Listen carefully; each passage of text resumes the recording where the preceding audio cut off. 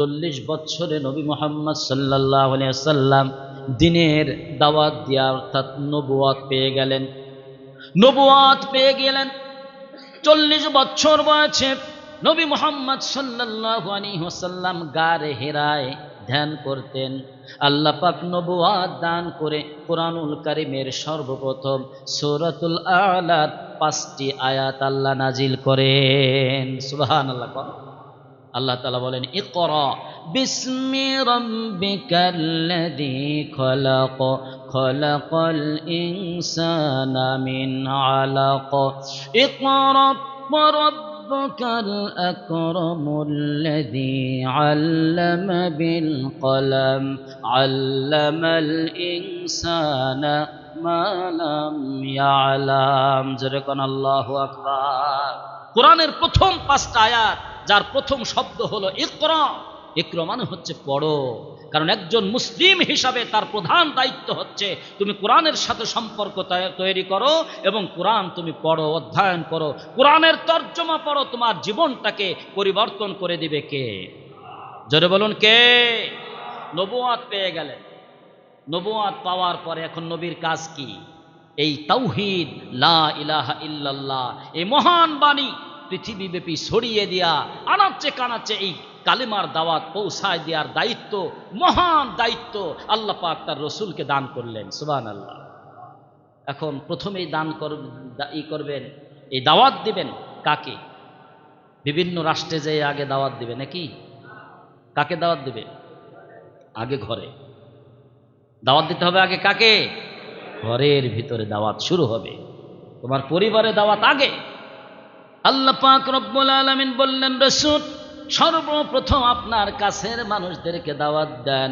ওয়া আনযির আশীরাতাকাল আকরাবিন, সবথেকে কাছে যারা তোমার বসবাস করে তাকে আগে কালিমার দাওয়াত দিয়ে দাও। সুবহানাল্লাহ। আল্লাহ পাক রব্বুল আলামিন এই দাওয়াতের সমর্থনে আরো একটা আয়াত নাজিল করেন, ইয়া আইয়ুহাল্লাযীনা আমানু কু আনফুসাকুম ওয়া আহলিকুম নারা। আল্লাহু আকবার। ওহে যারা ঈমানদার, কু আনফুসাকুম, তোমরা জাহান্নামের আগুন থেকে নিজেদেরকে আগে বাঁচাও, এরপরে ওয়া আহলিকুম, তুমি তোমার পরিবারকে আগুন থেকে বাঁচাও। সুবহানাল্লাহ। রাসূল গারে হেরায় কোরআনের আয়াত পেয়ে বাড়িতে ছুটে গেলেন। বাড়িতে ছুটে যেয়ে বললেন, জাম্মিলুনি জাম্মিলুনি, খাদিজা কোথায়? আমার জ্বর এসে গেছে, তাড়াতাড়ি আমাকে কম্বল দিয়ে পেঁচিয়ে দাও। কেন রাসূল? আপনি তো প্রায় 15 বছর ধরে গারে হেরায় আছেন, আজকে হঠাৎ কেন জ্বর এসে গেল? রাসূল বললেন, খাদিজা রে, আজকে যা দেখেছি আমার জীবনে তা দেখি নাই। এমন একজন মানব আকৃতির, যার পা ছিল জমিনে আর তার মাথাটা আসমান পর্যন্ত চলে গিয়েছে। তাই নাকি? আমার আপন চাচাতো ভাই আছে ওয়ারাকা ইবনে নাওফেল, সে তাওরাত এবং ইনজিল কিতাবের বড় একজন আলেম, পণ্ডিত। চলেন নিয়ে যায়। তার কাছে নিয়ে গেল। যাওয়ার পরে বলছেন, দেখেন তো ভাইজান, আপনি তো সব কিছু জানেন, এলাকার যত ঝাড়ফুঁক সব আপনি করেন, এই যে আপনার বোন জামাই কি বলে? কি বললেন? বলছে এমন একজন লোক আসলো এবং আসার পরে ইকরা বিসমি রাব্বিকাল্লাযী খলাক, কোরআনের এই বাণী, ঐশী বাণী নিয়ে আমার কাছে এসেছে। ওয়ারাকা ইবনে নাওফেল, এই যে যত সিরাতের কিতাব দেখবেন, ওয়ারাকা ইবনে নাওফেল তিনি ইহুদি আলেম ছিলেন, তাওরাতের আলেম, ইনজিলের আলেম। কথাটা শোনার সময় কুজো ছিল, কুজা, পিঠ সোজা করতে পারতো না, এতটা বয়স্ক হয়ে গেছিল। যখনই এই কথাগুলো শুনছে, ফেরেশতার পরিচয় পেয়ে গেছে, কুজা অবস্থায়, তারপরেও তিনি লাফ দিয়ে টান টান করে সোজা হয়ে যাওয়ার চেষ্টা করেছেন। সুবহানাল্লাহ। মুসা নবীর কাছে যেই দূত এসেছিল, ঈসা নবীর কাছে যেই দূত এসেছিল, মুহাম্মদ তোমার কাছে যে এসেছে সে আর কেউ নয়, তিনি জিবরাইল। জোরে কোন সুবহান। ওয়ারাকা ইবনে নাওফেল বলে, প্রস্তুত হয়ে যাও, প্রস্তুত হয়ে যাও। তার কারণ তাওরাতের কিতাব যখন দাওয়াত শুরু করলো মুসা নবী, তার উপরে অনেক কষ্ট চলে আসলো। সবাই তাকে নির্যাতন করা শুরু করেছিল। এবং যখন ঈসা নবী এই কালিমার দাওয়াত দেওয়ার গুরু দায়িত্ব পেয়ে গেলেন, সমসাময়িক মানুষেরা তাকে পছন্দ করত না, তাকে মারত, কষ্ট দিত, অবজ্ঞা করত। সূরা ইয়াসিন আল্লাহ পাক একটা আয়াত নাজিল করেছেন, ওমা ইয়াতিহিম মির রাসূলিন ইল্লা কানু বিহি ইস্তাহজিউন। পৃথিবীতে আমি এমন কোন রসূল পাঠাই নাই যেই রসূলকে ওই এলাকার মানুষ অবজ্ঞা করে নাই, অবহেলা করে নাই, এমন কোন রসূলকেই আমি পাঠাই নাই। রসূল পাঠাইছি এলাকার বাসীকে দাওয়াত দেওয়ার জন্য, জাহান্নামের পথ থেকে জান্নাতের পথ দেখায় দেওয়ার জন্য। মানুষগুলো গ্রহণ করতে পারে নাই, প্রথমেই তাকে বিভিন্ন গালিগালাজ দিয়ে তাকে অপমানিত, লাঞ্ছিত করার চেষ্টা করেছে। 1,24,000 পয়গম্বর সবাইকে সমসাময়িক প্রতিবেশীরা কষ্ট দিয়েছে। কথা বলেন ঠিক কিনা? আমাদের রাসূলকে কষ্ট দেয় নাই? দাওয়াত দিয়ে, জান্নাতের পথ দেখিয়ে, কাবা শরীফের দিকে যখন আল্লাহর ইবাদত করতে গিয়েছে, একজন কুজো বুড়ি সেও সুযোগ পেয়ে পথের উপরে কাঁটা বিছিয়ে রেখেছে। কথা বলেন ঠিক কিনা? রাসূলকে কষ্ট দেওয়ার চেষ্টা করেছেন। আমার প্রিয় ভাইরা, ওরাকা ইবনে রাউফুল বললেন, তোমাকে এমন কষ্ট দিবে, তুমি তো দেশেই থাকতে পারবে না, তোমাকে দেশ ছেড়ে দিতে। নবী মুহাম্মদ বলতেছেন, এটা কি আমার বিশ্বাস করা লাগবে? যেই মক্কাবাসী আমাকে ভালোবেসে এতদিন আমাকে সাদিক বলেছে, সব থেকে সত্যবাদী বলে আমাকে উপাধি দিয়েছে, এরপরে কি বলছে? আল আমিন, আমাকে বলছে অতি বিশ্বাসী। নিজের আপন ভাইকে বিশ্বাস করা যায় না, কিন্তু চোখ বুজে নবী মুহাম্মদকে বিশ্বাস করা যায়। সুবহানাল্লাহ।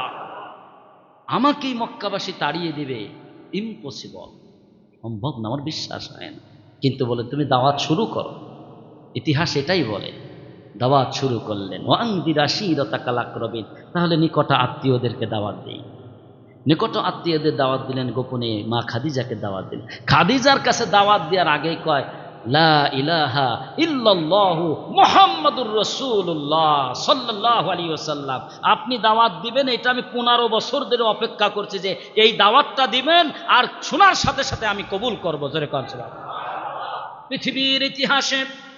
পৃথিবীর ইতিহাসে সব থেকে প্রথম কালিমা পড়ে যিনি মুসলমান হয়েছেন, তিনি আর কেউ না, আমাদের মা খাদিজা। জোরে কোন সুবহানাল্লাহ।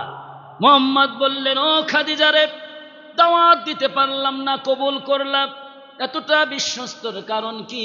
খাদিজা বলে, ওগো রাসূল, আমি আপনাকে বিবাহের প্রস্তাব আমি দিয়েছিলাম, কারণ আপনি যখন আমার সাথে ব্যবসা করলেন, আপনি কাফেলা নিয়ে সিরিয়ার দিক থেকে ফিরে আসতেন, মক্কার এই ঠাটা পড়া রোদ, দূর থেকে দেখতে পেতাম আমি আর আমার দাসী মাইসারা, তাকিয়ে দেখতাম আপনি যেখানে বসেন গাছের ডালপালাগুলো নত হয়ে যায়। রৌদ্রের ভিতরে আপনি এসে যান, কোনো জায়গায় মেঘ নাই, আপনার মাথার উপরে একখণ্ড মেঘ সব সময় আপনাকে ছায়া দিতে থাকে।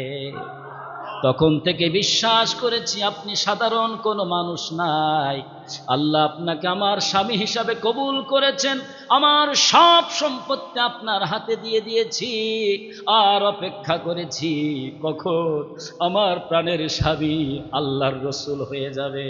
সুবহানাল্লাহ। আমার কষ্ট হয়েছে, তারপরেও কোনো কষ্ট মনে করে নাই। আপনি গারে হেরায় ধ্যান করেছেন আল্লাহকে পাওয়ার জন্য, আল্লাহর সাথে বারবার মোলাকাত করেছেন। আমি দিনে 2 বার কিংবা মাঝে মাঝে গারে হেরার উপরে যেয়ে কষ্ট করে আমি খাবার পৌঁছিয়ে দিয়েছি, কারণ আমি জানতাম আপনি একজন আলাদা মানুষ হবেন। সুবহানাল্লাহ। সুতরাং দাওয়াত দিলেন, এতদিনের অপেক্ষা আমি এটাই করেছিলাম যে আপনি অবশ্যই একজন আল্লাহর রাসূল হবেন। সুবহানাল্লাহ। কিসের অপেক্ষা? এতদিন যা দেখেছি, একজন সাধারণ মানুষ এই চরিত্র প্রকাশ করতে পারে না, অবশ্যই তিনি ভিন্ন কোন মানুষ, যিনি রহমাতাল লিল আলামিন। জোরে বলেন সুবহানাল্লাহ। আমার প্রিয় ভাইয়েরা, দাওয়াত দিলেন, গোপনে দাওয়াত দিলেন কয়েকজনকে। 3 বছরে অল্প কিছু মুসলমান হলো। আবু বকর পুরুষদের মধ্যে সবার আগে মুসলমান। সুবহানাল্লাহ। কিশোরদের মধ্যে সর্বপ্রথম মুসলমান হযরত আলী ইবনে আবি তালিব কাররামাল্লাহু ওয়াজহাহু। সুবহানাল্লাহ। কিশোরদের মধ্যে সব থেকে প্রথম মুসলমান। প্রিয় ভাইরা আমার, এরপরে আল্লাহ পাক বললেন প্রকাশ্যে দাওয়াত দাও। প্রকাশ্যে দাওয়াত দেওয়ার অনুমতি পেলেন, আল্লাহ রসুল চলে গেলেন মক্কার পাদদেশে। ওই যে পাহাড়টা রয়েছে, এই পাহাড়ে উঠে গেলেন। পাহাড়ে উঠে যাওয়ার পরে ইয়া সাফির বলে ডাক দিলেন, কিংবা অন্য এসে যে পতাকা উড়ালেন। ওই সময় সিমটম হচ্ছে এই ডাক যদি দেয় সে ব্যক্তি কোনো বিপদে পড়েছে, সাথে সাথে মক্কার সব ওখানে একত্রিত হয়ে যাবে। তাহলে সমস্ত মানুষকে একত্রিত করার সহজ পদ্ধতি এটাই। পাহাড়ে উঠে ডাক দিলে সব মানুষ একত্রিত হয়ে গেল। তার আপন চাচাও সেখানে রয়েছে সবাই, তার মধ্যে রয়েছে আবুল আহাব। ডাক দিয়ে বলছে, কি বলতে চাও? ডাক দিয়ে বলছে, তোমরা কি আমার কথা বিশ্বাস? অবশ্যই। এতদিন যার মুখ থেকে কোনোদিন একটা মিথ্যার ম পর্যন্ত বের হয় নাই, তাকে চোখ বুঝে আমরা বিশ্বাস করি। সুবহানাল্লাহ। তিনি বলছেন, আমি যদি বলি যে এই পিছনে কোনো সৈন্যবাহিনী তোমাদেরকে গ্রাস করবে, আক্রমণ করবে, তোমরা কি বিশ্বাস করবে? অবশ্যই বিশ্বাস করি। তখন বলতেছেন, আল্লাহ পাক রব্বুল আলামিন আমাকে নবী হিসাবে কবুল করেছেন।